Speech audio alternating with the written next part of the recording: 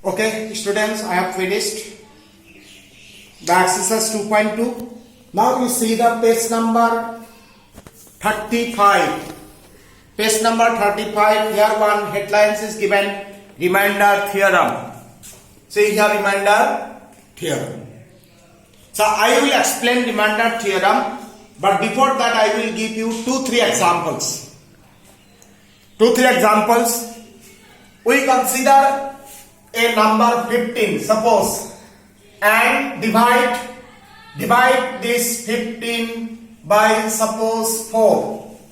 And you know how to divide, so you divide 15 by 4. Okay, so here 3 is 4, 12 and 3. So you know that 3 is called the remainder.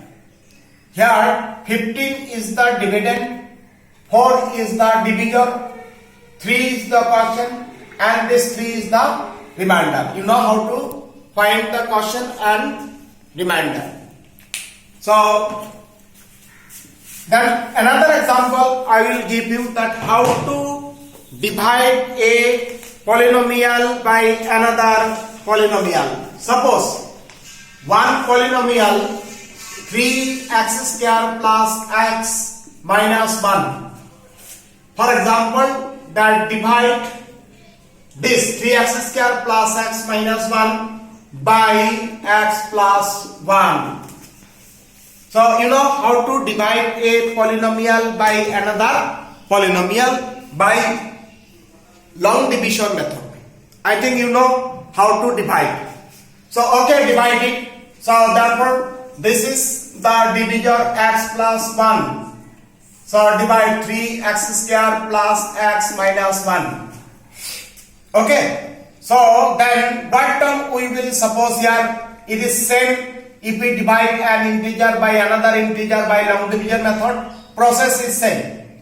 Now to get 3x square with x, we should multiply 3x.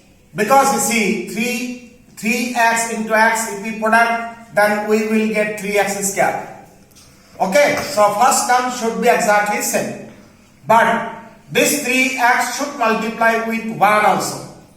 With 1 also we should multiply. And before that sign is plus, here the sign is plus, so sign will be plus. So 3x into 1 is 3x. Okay? So why 3x? Because if we 3x, suppose then 3x into x, we will get 3x square. The term should, this term and this term should be exactly same. But this term should multiply with this term also. Okay, 3x. Then we will subtract this term from this term. For this, just we will change the sign. Here plus sign, so we will write minus. Here also plus sign, then we will write minus. It means that this term subtracting from this term.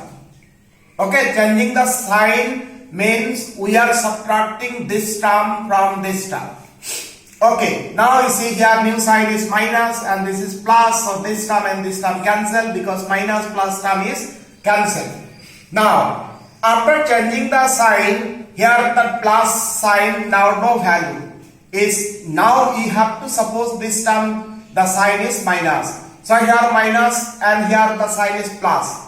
So one term plus, one term minus, so we have to subtract. So here minus, since minus and plus minus minus, 3x minus x is 2x.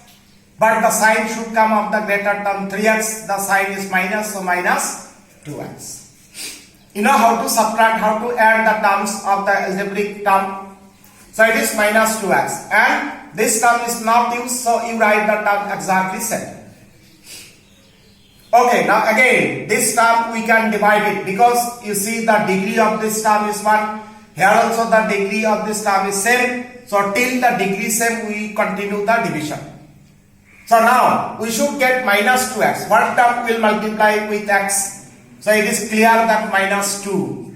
If we multiply minus 2 into x, then we will get minus 2x. But we should multiply minus 2 with 1. So plus minus minus. 1 into 2 is 2. So it is same how we have multiplied. Now we will change the sign. Here minus, so new sign will be plus. Here minus, so new sign will be plus. Okay. So then this and this same term, and here plus, here minus, so this term is cancelled. Here up to the new sign is plus, here minus, so plus minus minus, so here 1. Because the sign of the greater term is plus, so here no minus and here plus. So remainder is 1. So 1 we cannot divide more by this polynomial x plus 1. So we got the remainder is 1. It's called the long division method, you know it. So 3x minus 2 is called the quotient and 1 is the remainder. Is that clear? So this is called the long division method. I think you know, you have learned in class 8. So now you see, by another process we can find the remainder. If we divide this, by the another process we can find the remainder and we will get the same remainder is 1. So see this process, how to find the remainder by another process. Okay? For this let px is equal to 3x square plus x minus 1. We suppose this polynomial part, this px. And then, since we have to divide this polynomial by x plus 1, so we will find the 0 of this polynomial. And in exercise 2.2, okay, you have learned how to find the zeros of this polynomial x plus 1. So we suppose that to find the 0, suppose this x plus 1 equal to 0, and if we solve, we will get the values of x is minus 1. So it's clear that minus 1 is the 0 of this value. So we will find that which is the divisor part, mean by which term we have to divide. You will find the 0 of this polynomial and the 0 of this polynomial is minus 1. So we will find the value of this polynomial at x equal to minus 1. So p minus 1. So now you know how to find the value of a polynomial at some value. So here minus 1, minus 1. Where is x? Put this value x equal to minus 1. So now simplify. Here don't multiply first with minus because minus 1 first is squaring. So minus 1 is squaring 1, then 1 into 3 is 3. Is it clear? Then remove this bracket. Here no square, no cube. So remove the bracket directly, minus 1. And here minus 1. So 3 minus 1 is 2. And 2 minus 1 is 1.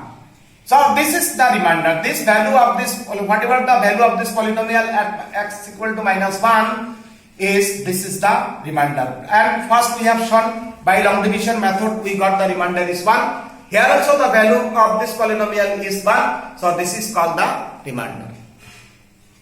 Okay. So this process is called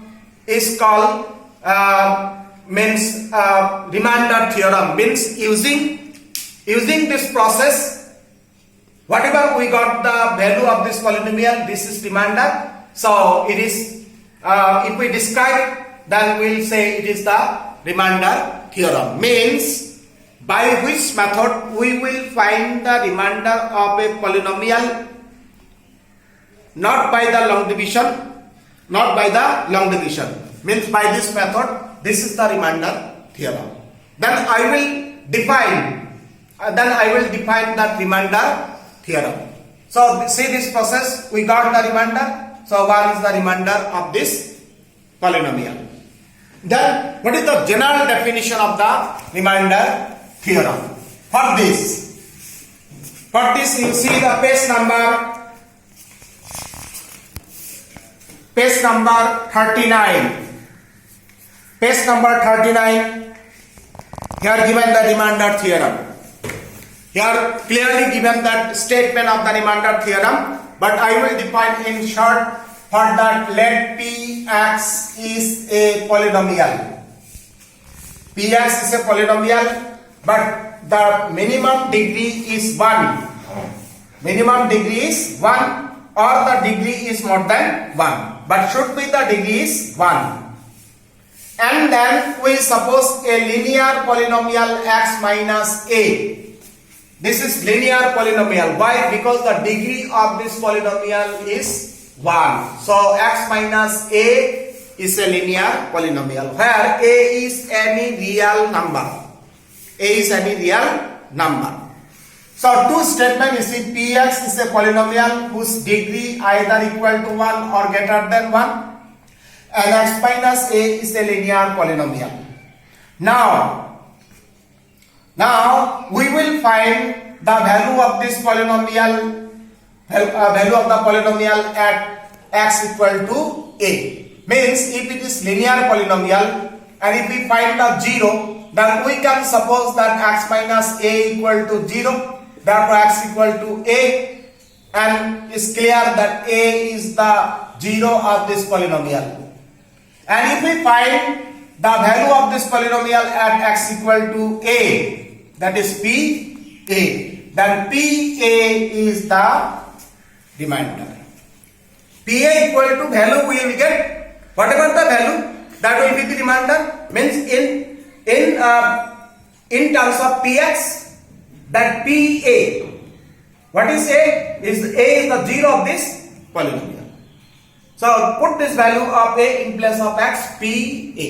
So PA is the remainder of the polynomial Px. So it is, you see, your page number 39, you got already. Let Px be any polynomial of degree greater than or equal to 1, and let A be any real number.